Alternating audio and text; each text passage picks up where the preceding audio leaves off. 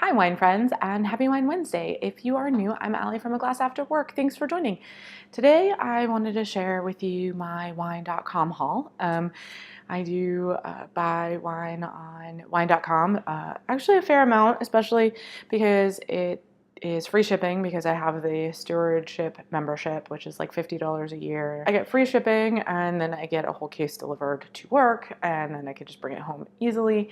The prices on wine.com are usually pretty good, and so that is how very often I just kind of get a good shipment of wine in, especially when we're running low at home. So I thought I would share what I bought. I'm obviously not going to get a chance to drink all of the wines with you. I am going to taste one today, but if you want to know what I think of all of the other wines, if I don't get a chance to do a video with them, you should definitely check out my profile on VIVINO.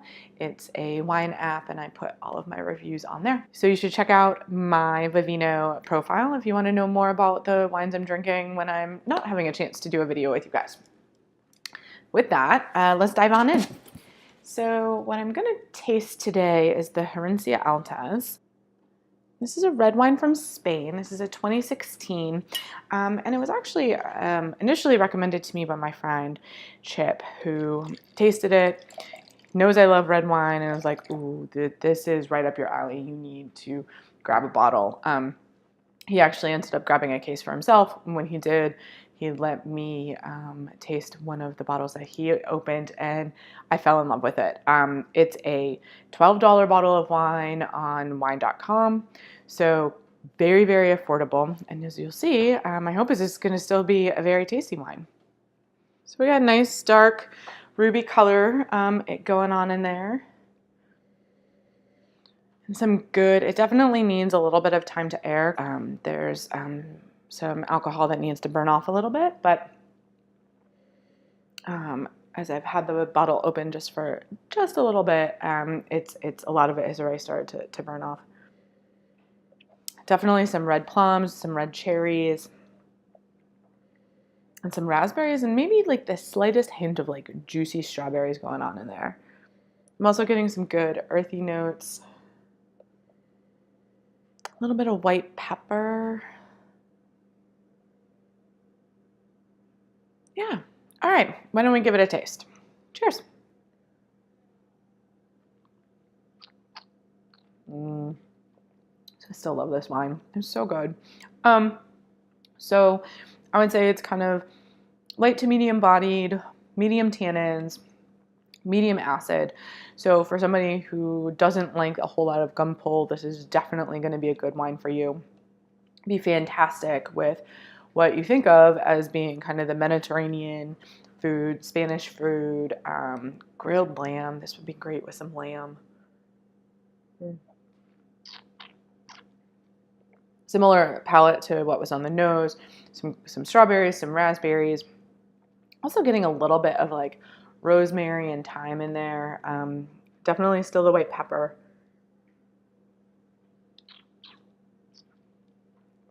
And a little bit of like maybe like leather, like a hint of like leathery nose. It's delicious. Herència Altés is a family winery in the Terra Alta.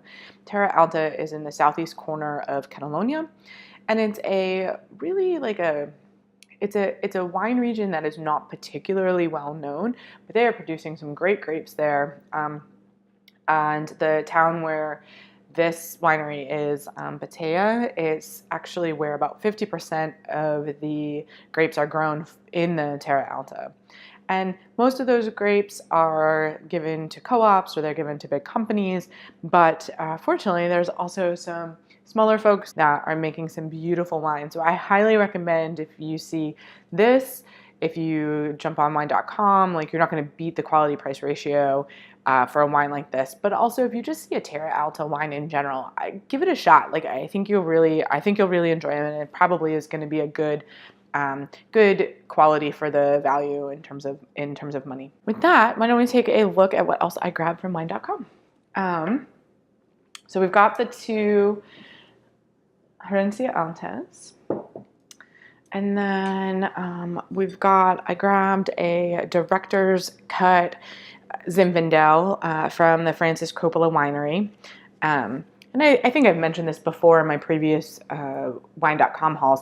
I love that they give you the little stickers and little tags that you can then put on your wine bottles so that you know what it is that's in your wine rack. Plus then on the back, you can fill out the date that you drink it, the occasion that you drink it, whether or not you would order it again, any notes, that sort of thing. See? I don't really use the back part, but I like having the little tag here because it, you know, lets me know the information. It lets me know the date I purchased it. It lets me know how much I paid for it. And then if the wine has any ratings from Wine Spectator or James Suckling or anything like that, it'll list that on there too. So I did grab this Coppola Director's Cut Zen. I think that my Blogiversary video put me in the mood for some Coppola wine, so I grabbed that. And then next up is this Mark Herod Collide. And so this is a 2015 red wine blend. It's 42% Petite SIRAH, 30% Tempranillo, 25% GRANCIANO, and 3% Carménère. And this is a $30 bottle of wine. I actually think that the first time I grabbed this wine is actually in a Gary V wine club. And since then, I've had a chance to see it several times on wine lists in the DC area. Actually, I had it last night at Capitol Grill. It's a fantastic steak wine. I obviously paid $30 for it. It was $75 on the wine list at Capitol Grill. So to be honest, that's not actually that bad in terms of markup. Wine always has a really high markup in restaurants. And so then I grabbed two of these Australian wines. They're both Australian Grenaches. And I have not had this wine before, so I'm going to be interested to try it. The YALUMBA Old Bush Vine Grenache. It was one of those wines that popped up in my recommendations on wine.com. Since I know Dawn really likes Grenache and likes things without a whole lot of tannins, I thought it would be fun to try something new. So it's got a screw top, which is always exciting, and it was $20, so it was in that good everyday price range. So that'll be fun. And then I grabbed, if you watch the channel a lot, you know that I love the Casillero del Diablo wines. So I grabbed a Carménère. The Casillero del Diablo wines show up on my Instagram a lot because this is definitely a house wine for us. It's also a wine that when we have company over, I end up, if I think we're going to be drinking a bunch of wine, this is a wine I grab. It's an $11 bottle of wine. Again, with the quality price ratio, like you just can't beat that. So I got that. This is another wine that I have not tried before. So this is a 2017 Lancian and Beaujolais.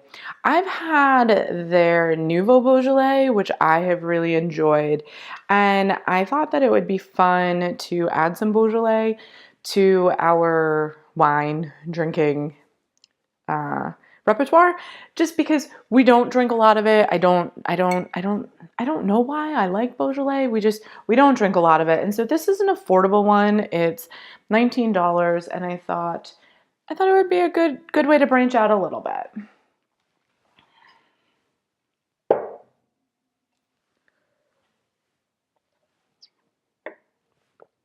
All right. Next up is this MASI, and this is a Pinot Grigio. Don is a big Pinot Grigio fan, so I suspect he's going to be the one who drinks most of this. I probably will taste it so that I can put a review up on VIVINO, but Pinot Grigio, it doesn't tend to be, I like it, but it doesn't tend to be my go-to. This was a $14 bottle of wine.